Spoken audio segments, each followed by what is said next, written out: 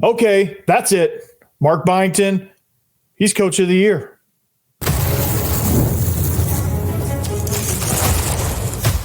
You are Locked On Vandy, your daily podcast on the Vanderbilt Commodores. Part of the Locked On Podcast Network, your team every day. Monday. Welcome into the Locked On Vandy podcast on the Locked On Podcast Network. I'm your host, Corey Burton. Today, we're going to look at how Mark Byington absolutely deserves to be Coach of the Year. He took over an empty roster, literally, recruited 13 players from the portal and retained Tyler Tanner in recruitment, got this team together in June, and now is a lock, all but official lock for the dance after knocking off 2 top 15 teams in a week and another tourney team in Ole Miss this past Saturday. So phenomenal job by him. After that, we set some goals for Clark Lea ahead of spring practice. What does it take for them to repeat and improve on their success in 2024? And then we're going to wrap the show up by highlighting a rough trip out west for the Dores. The sky is not falling, but some things definitely need to be fixed. However, I like all these tough games early. It builds character, all that good stuff. We'll talk about that later. But thanks for making Locked On Vandy your first listen each and every day. We're free and available wherever you get your podcasts and on YouTube as a part of the Locked On Podcast Network, your team every day. And today's episode is brought to you by FanDuel, because right now FanDuel customers can get $150 in bonus bets if your first $5 bet wins. So let's talk Mark Byington, Coach of the Year, shall we?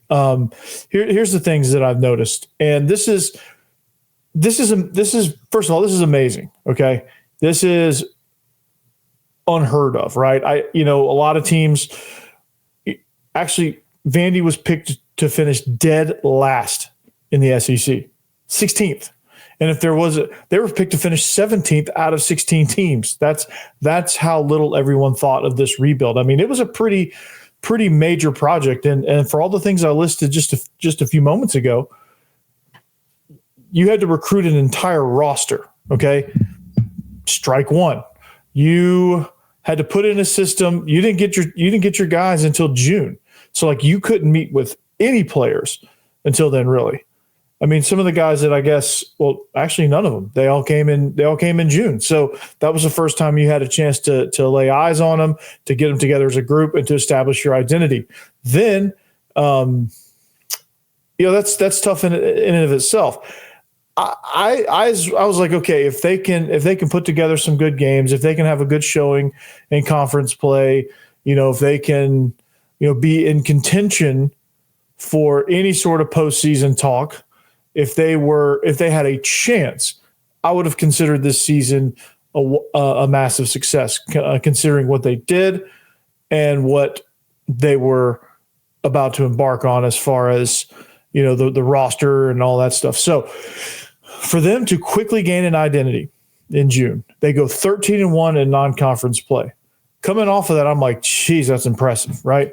And early on, too, some early impressive victories, some victories you're like, yeah, this, like in that Charleston Invitational, there was a couple of victories, and I think they lost one to Seton Hall in the final. But when they beat Drake, the way they won that game is the way an experienced roster, and what I mean by experienced roster, a roster that has played together before, would have pulled that game out. And they pulled it out like they'd been playing together for years.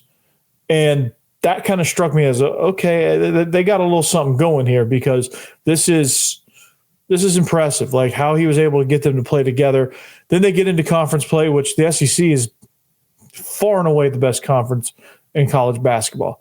It's, to have the gauntlets that Vandy has had, or any SEC team for that matter has had, is nothing short of impressive.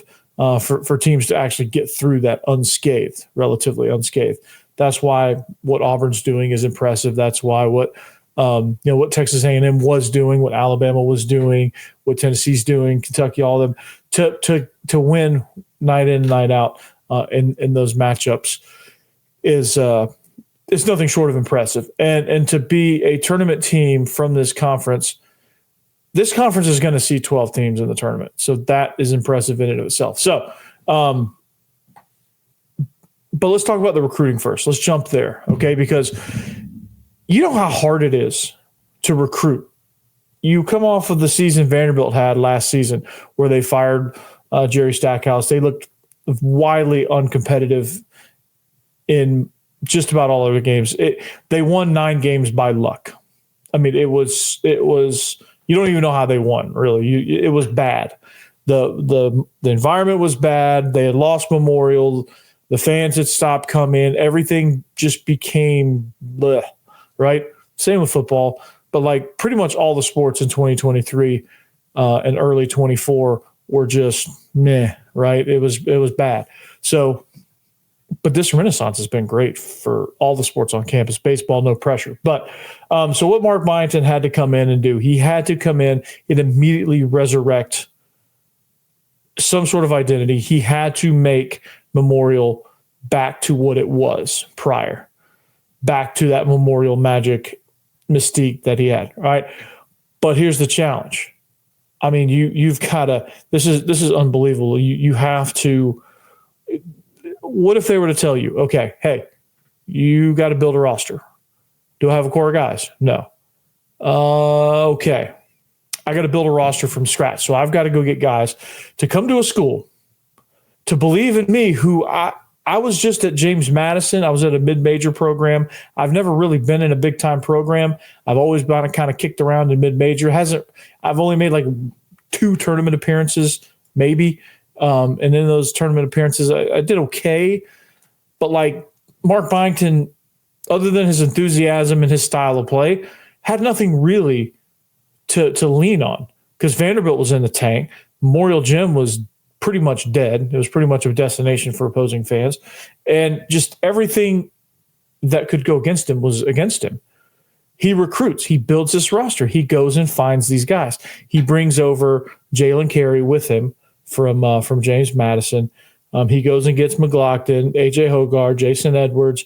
You know, he maintained the signing of Tyler Tanner, which is huge. Then he goes and gets Chris Mignon, so on and so forth, goes and gets this entire roster, 13 guys in all. And I think he has a couple walk-ons, but you know, to get certain players that fit certain roles that fit his offense. I was worried because he didn't get anybody that was over 6'8". You know, initially I'm like, this is a good roster. These guys can do a bunch of different things, but like there's no big guy. So like, you know, is that gonna matter? And obviously it has not. They played plenty fine in the paint. They have shot really well lately, and so this roster was built to win. It wasn't, you know, it wasn't going to be easy, but it's built to win. So he built this roster and got them to buy in, pun intended, got them to Byington his offense, and they did just that. And they've now they're executing at a high level, right? It takes reps. Okay. That's one thing. It just takes reps, and you have to understand that. So this team has been able to do that. Now they've got 2 top 15 wins in a row, an overtime thriller against Missouri, which it was kind of a sluggish first half. Missouri had some good defensive game plans against them, but they were able to, I mean, they were shooting over 50% from 3-point land in the second half. That'll do it. They were shooting almost 70% from the field. That'll do it. They were hitting the boards, even though Missouri was contesting a lot of their first chance opportunities. They were getting boards. They were putting points in. They were taking advantage of Missouri's miscues. And then they finished. Okay. Here's some takes I have for basketball, by the way. This is something that, you know, again, Mark Byington has led all of this. This team is on fire now. The best part is different guys lead each game. You know, A.J. Hogarth led this game. Tyler Nickel, Jason Edwards, Tyler Tanner, Chris Mignon, Devin McLaughlin, Jalen Carey, these guys lead different games because it takes different types of efforts, and different parts of this team have the advantage on any given night, depending on the matchup. And so this is incredible. They're developing a clutch gene, which is something that took a while to build as well. All that adversity, all the second half collapses, all those first half collapses where they just don't get out of the gates, you know, all those bad shooting nights, they work themselves out of this. And now they're clutch. Now they've gotten some clutchness to them. It's just something that develops over time. We'll see. We'll get a true test of that SEC tournament, and then when they get their first round matchup in the NCAA tournament. But they're going to be tough to deal with, man. And this is good. The defense, it's suffocating. It's relentless. This team is just absolutely fun to watch because they just flat get after it on the boards. They drive the lane. Poor Jason Edwards gets battered. He comes in the paint. He just gets pinballed to the floor. It's like watching a 90s NBA game between the Knicks and the Pacers. Jason Edwards just hitting the deck all the time. And that's the kind of basketball I want to see. Even though it's Jason Edwards getting battered, I want to see that kind of physical play. And he just gets up. He just comes right back at him. He's so dang quick. He makes guys miss. He could lose you in a phone booth. He gets to the lane. He can create. He's a creator. He is the slasher. He is the guy you get the ball to and let him get to the basket. He's not a three-point shooter. But the biggest thing about this team is they stuck with their identity. They did not panic. All those second half collapses, he could have panicked. He could have went and wholesale changed it. He could have flipped the lineup. He could have done some drastic things to kind of get out of those skids, and he could have felt I'm sure he felt the pressure of all those second half collapses. I'm sure he felt the pressure early on when you couldn't get anything going until right before halftime, and then it was too little, too late. Like he remembers all of that, but he just said, you know what, we're going to do us. We're tough, gritty, defensive-minded, physical team. We're going to keep playing to that, and eventually the baskets will start falling. We're going to keep doing the little things, and eventually those other things will fall in place, and they have. And here we are, year one of a brand new roster, a virtual lock to make the NCAA tournament. I would be highly shocked if they didn't make it. They should be in. It would be a travesty at this point if they didn't get in, based on what they've done so far and based on what they've done lately. So this is a fun team to watch. And Mark Byington has done amazing things since he stepped foot on campus. He immediately won everybody over. He immediately built this roster. He hit the ground running. He got some unique guys that fit what he does. And that's kind of the theme with Vanderbilt. Unique. Get guys that fit, do your thing, and play to your identity. And look what happens. They're about to go to the dance. So this is fun. But speaking of success, Clark Lea had a bunch of that in 2024. How is he going to build? Well, this spring practice session is coming up very, very soon. We're going to set some goals. You don't want to go away. Attention, Locked On Vandy fans. Ever wish you could directly support your favorite Vandy athletes and be a part of their journey? Now you can with Roy, the NIL app that puts fans in control. Before Roy, NIL deals were often handled behind closed doors, and fans like you didn't have a clear way to directly support the players you love. Now with Roy, you can make a real impact and feel closer to the athletes representing Vandy. With Roy, you get to choose the player you want to support, decide how much you want to contribute, and get exclusive content straight from the athletes you back. The best part, if your player transfers, you get your money back. So it's a risk-free way to show your support and make your voice heard. So support your favorite players directly and help shape the future of Vandy sports. Download the Roy app now from the App Store and start backing the Vandy athletes the way they deserve, with transparency, trust, and real impact. This is the future of college sports. So join it now by downloading Roy and supporting your favorite players.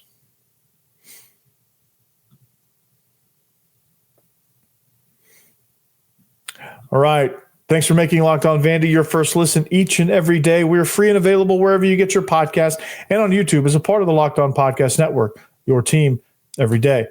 And speaking of, if you need a second listen, Locked On SEC is the place for you. Chris Gordy does a phenomenal job of breaking down the best conference in all the land.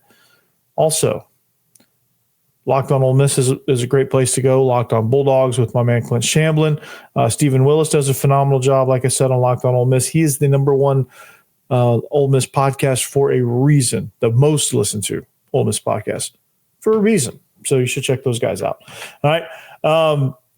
But we're talking spring football, okay? And as much, I enjoyed the 2024 season. I think I think this team finally found something, and a lot of people did enjoy it. I mean, I know everyone listening enjoyed that Alabama game, but when you reflect on the season and you look at what, again, in 2023, this is a theme now. It's the resurrection of not just Vandy football, but Vandy athletics. So you come off of 2023. Did you ever think, raise your hand, be honest, and you can put it down in the comments. Did you think coming into 2024 that they were going to go to a bowl game? I know I did, and you can go back on my show logs and check. I don't know exactly the date, but January was about as soon as I started talking about Vanderbilt beating Virginia Tech and going bowling. I made that prediction. It's out there. All right, if you don't believe me. So I thought that they would. I was a little bullish on some of the moves they made. I was a big fan of, and still am, a big fan of what Tim Beck does offensively. I think it was something that Vandy needed to do. Clark Lea taking over the defense. He's an elite defensive mind. I didn't know about him so much as a head coach. I was still kind of unsure about his ability to be a head coach and do head coach things, but I knew taking over the defense, there was going to be some improvement there. Jerry Kill was a phenomenal move, and that was kind of the one, because it brought Pavia. That was the one that did it for me, because I know how good Jerry Kill is at program building and doing those things. So I was a firm believer then that things were looking up for Clark Lea and Vanderbilt. So coming off of this season, now we got to set some expectations. We have to set some expectations. And what were those expectations? What do we do? How do we manage them? So with spring practice, like I said, on the heels, the questions coming off of 24 is, okay, how do we fill those weaknesses that led us to 7-6 instead of being 8-4 coming into bowl season, or possibly 9-3? There were some games out there that were winnable, that if a couple of things had gone in the right direction, maybe you win those couple of games and then you win the bowl game. So maybe you go 9-4 or 10-3, or whatever the case may be. Those things you kind of build off those things. So here's kind of what I'm thinking.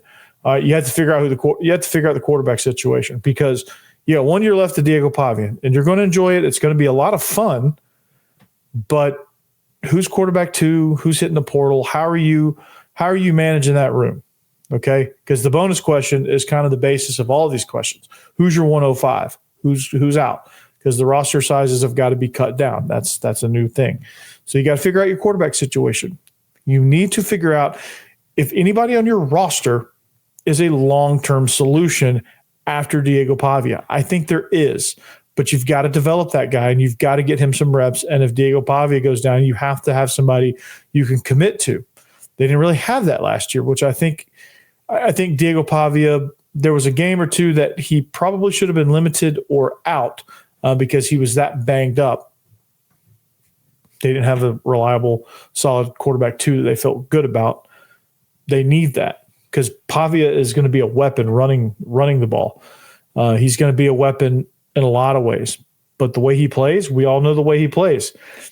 It's susceptible to injury, especially in this league. So you got to find out who your quarterback 2 is. That's a goal. Okay, is it Elliott? Is it Berlowitz? Is it Dickey? Is it who is it? Is it Jeremy St. Hilaire, who is extremely raw, but he's probably the most talented one. So it's who are those guys? Who is the guy? Who's hitting the portal? All that good stuff. All right. Now you need to find out. You got to find out your offensive line. Now, this question has been answered a little bit. Now, your strong tackle has a chance to be Bryce Henderson, but you'll have some clearer answers in spring. You'll know kind of what Bryce Henderson is coming into, because when he comes in from South Dakota, he's going to enroll in June. And he's going to come into and presumably the strong tackle starting spot.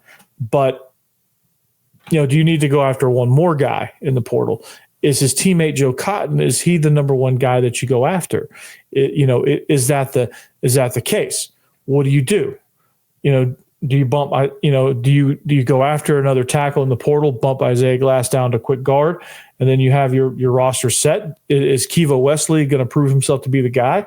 Is Meisel Sandoval going to prove that he can be a guy? Those guys have a lot that they can prove in spring practice before Henderson gets on campus and before theoretically a new guy gets on campus as well. So, who's getting cut? Is anybody getting cut from this group? Is anybody going to hit the portal from this offensive line group? But you got to figure out that, all right, because you've got Sterling Porsche coming in as well. Like you've got him looking at some spots, and so you've got a lot of options. You've got a really talented room now. You've really kind of hit the portal hard. You've got a great staff in that room as well with Nady and Klenakis. So it's going to be a position that went from, okay, is it going to have enough depth to, hey, I like the way this position looks, but they've got to kind of show, they've got to come out of spring with some answers. Do they have a starting 5 or do they have a starting 3 with 2 more slots to fill? That's going to be the question to be answered on the offensive line. And then, what's left to fill on defense? What's the plan at safety? Is Maurice Hampton, is he going to be around? Do you need to go in the portal? What's the plan? How do these guys progress? How do these new guys get involved in the defense? I mean, you have everybody in place now. I think you're going to have some really good competition, and you're going to really have some, really solid good on good periods to really kind of find some answers defensively. Can you get pressure? And here's some of the things I talked about on an earlier show. But here, who do you, how do you attack the run? How do you shore up the center of the defense? That's the part that got worn out first last year. That's where teams had success, was the center of the defense. You couldn't really get much going. How do you communicate better on the back end? How do you get pressure on the quarterback without blitzing 6 or 7 every time? Without taking guys out of coverage. How do you get pressure? How can you get pressure with your front 4? That's something you have to answer. That's something in spring that you have to figure out, okay, who can be those guys? Do you have depth at those positions, especially up front? How's your linebacking core? All that stuff can be answered in this spring session. Offensively, the passing game, you got to find a deep threat. You got to find somebody that's gonna pair up with Eli Stowers. You got to find another threat. It can't just be Eli. You have to find a passing game. You have to find concepts that work in the drop back passing game. You have to find ways to get Diego into some good throwing lanes, because he ain't 6'5". He's not some big quarterback back there. It's you got to find some answers. Enhance the run game. How do you again, how are you able to do some of that stuff? And I think this not being year one, you'll be able to see some of that. And that's the exciting part about spring practice. And that's the exciting part about having some staff continuity. You're going to be able to find out just how much of these guys retained offensively. You're also going to be able to figure out, hey, what can we do now that most of the people on this roster, we've retained most of the roster. Now that these guys have learned the basics, how far can we stretch this? How many different wrinkles, how many different formation variations can we have now that the base offense is in? And that's really what's going to take Vanderbilt to the next level. It's not going to be the same old stuff. And I know this team's too well coached for this to be just the same old offense coming out in 2025. We know that's not going to be true.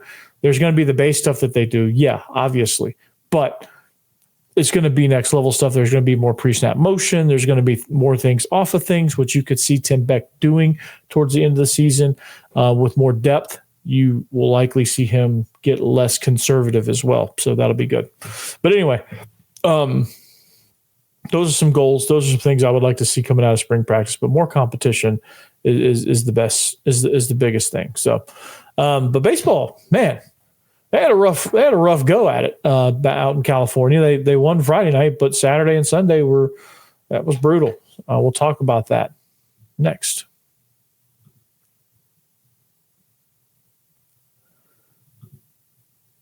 All right.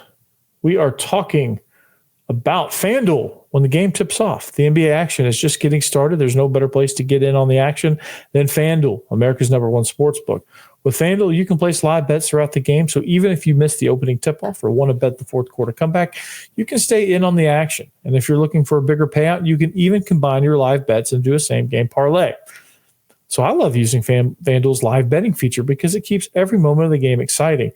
Whether I'm backing the Hawks for a late-game rally, which isn't too often, or I'm picking Anthony Edwards to hit a clutch 3 down the stretch, also, well, that has a better chance. I feel like I've never missed my chance. Plus, the app is easy to use, and when you win, you get paid instantly. Right now, new FanDuel customers can get $150 in bonus bets if your first $5 bet wins. So just visit FanDuel.com to join today. That's FanDuel.com for your shot at $150 in bonus bets. Make every moment more with FanDuel, the official sports betting partner of the NBA.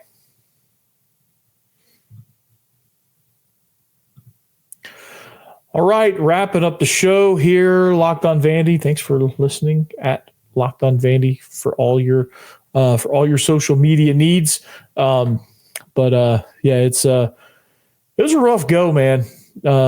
Rough go for baseball, and you know, it's after an exciting start of the season, it had to end at some point. Like, this team wasn't going to win everything. We knew that. All right. But, you know, some things are concerning. And again, it could be, you know, the West Coast road trip, but, you know, they,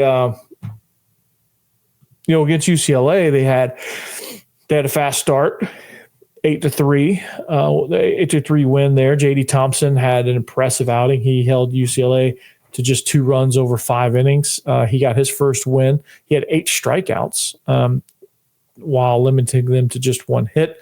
They got off to it, man. Brody Johnson hit his first career home run. It was a 3-run shot. It gave them the lead, the 3-0 lead. Mac Rose hit one out to the same spot. They went back to back. Riley, everybody had a great game in the first one. They were hitting well. They were defending. They were doing all of this stuff. All right. So feeling good, right? Feeling good out west. We're like, okay, hey, we're going to dominate again. You know, it's time to go out west. It's time to dominate. This team is for real.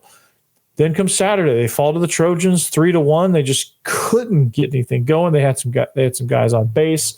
They tried to mount a couple of rallies and just couldn't do it. Brody Johnson, again, he had 2 hits, but it wasn't much. And honestly, with this game, looking at the box score, because I didn't see the official stats, but Ethan McIlvaine, 2 1/3, gave up 3 hits, 2 earned runs, 3 walks. He did strike out 5, but I don't know. It might be time to move on. They threw 4 guys in total. Matthew Shorey, the pride of Father Ryan, Sawyer Hawks, and Brendan Cyber. Offense wasn't giving them much run support anyway, so that makes it tough. But I don't know. Again, maybe it's too soon.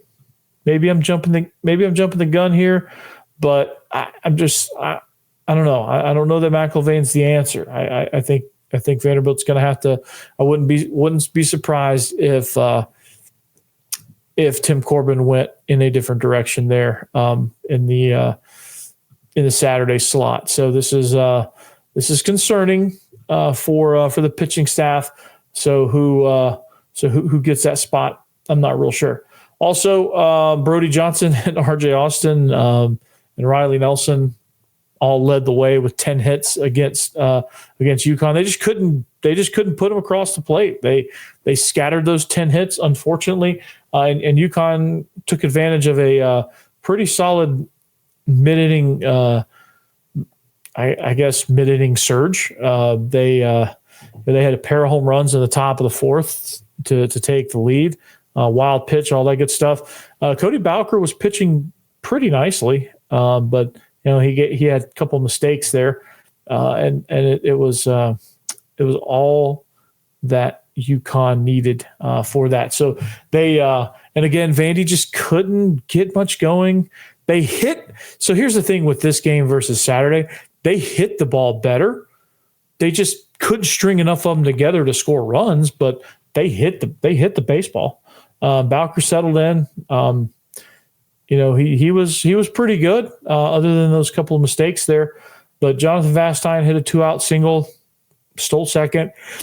But it was just too much for Vanderbilt. They just couldn't. I don't know. They just couldn't. They just came back down to earth a little bit. They went into a little bit of a slump. And honestly, that's baseball. That's just baseball. That happens.